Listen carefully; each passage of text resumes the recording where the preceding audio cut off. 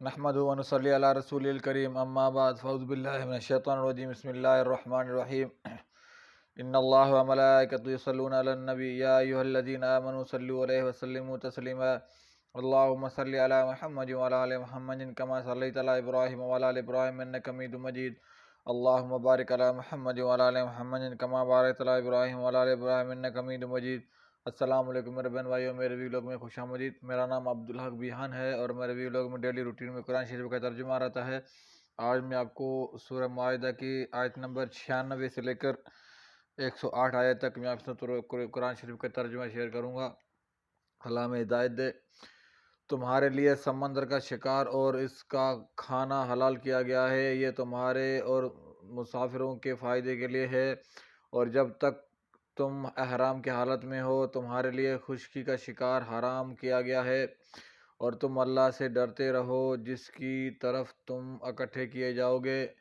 کعبہ جو حرمت والا گھر ہے، اللہ نے اسے لوگوں کے قیام کا ذریعہ بنایا ہے، اور حرمت والے مہینے اور حرم والی قربانی اور پٹوں والے جانوروں کو بھی حرمت دی ہے، یہ اس لیے کہ تم جان لو کہ بے شک اللہ جانتا ہے جو کچھ آسمانوں میں ہے اور جو کچھ زمین میں ہے، اور یہ کہ اللہ ہر چیز کو خوب جاننے والا ہے۔ جان لو بے شک اللہ سخت سزا دینے والا ہے، اور بے شک اللہ بہت بخشنے والا ہے، وہ نہایت رحم کرنے والا ہے۔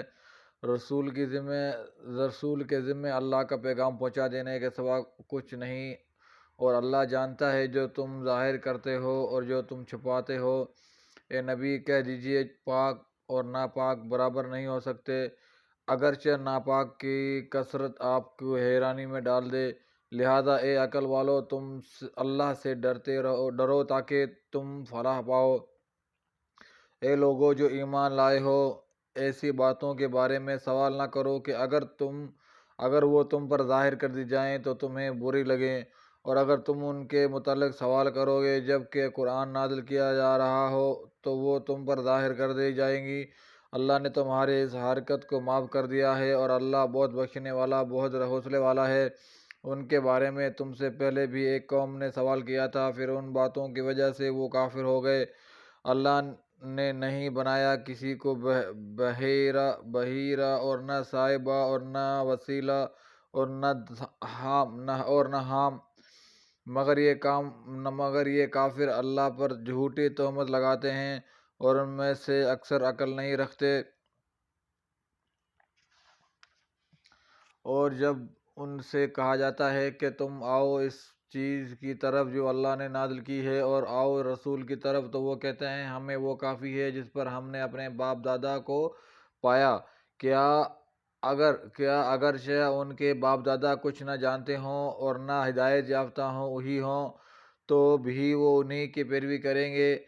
اے لوگو جو ایمان لائے ہو، تم پر اپنی جانوں کی فکر لازم ہے۔ جو شخص گمراہ ہو وہ تمہیں نقصان نہیں پہنچا سکتا جبکہ تم خود ہدایت پر ہو۔ تم سب کو اللہ ہی کی طرف لوٹ کر جانا ہے، پھر وہ تمہیں بتا دے گا کہ تم کیا کرتے رہے ہو۔ اے لوگو جو ایمان لائے ہو، جب تک تم میں کسی کو موت آنے لگے تو تمہارے درمیان گواہی ہونی چاہیے، اور وصیت کے وقت اپنے مسلمان میں سے 2 انصاف والے گواہ بنا لو۔ یا اگر تم زمین میں سفر پر نکلے ہو اور راستے میں موت کی مصیبت پیش آ جائے تو غیر قوم کے 2 گواہ بھی کافی ہوں گے۔ پھر اگر تمہیں کوئی شبہ ہو تو ان دونوں گواہوں کو نماز کے بعد مسجد میں روک لو، تو وہ اللہ کی قسم کھا کر کہیں کہ ہم اس گواہی کے بدلے کوئی قیمت نہیں لے رہے، اور کوئی ہمارا رشتہ دار بھی ہو تو ہم اس کی رعایت کرنے والے نہیں، اور ہم اللہ کی گواہی نہیں چھپاتے۔ اگر ہم ایسا کریں تو ہم گناہ گار میں شمار ہوں گے۔ پھر اگر پتہ چل جائے کہ بے شک ان دونوں نے گناہ کا ارتکاب کیا ہے تو ان دونوں کی جگہ 2 اور گواہ ان لوگوں میں سے کھڑے ہوں جن کا حق مارا گیا ہو اور جو مرنے والے کے زیادہ قریب ہوں۔ پھر وہ دونوں اللہ کی قسم کھائیں کہ ہماری گواہی ان پہلے دونوں گواہ کی گواہی سے زیادہ سچی ہے، اور ہم نے کوئی زیادتی نہیں کی۔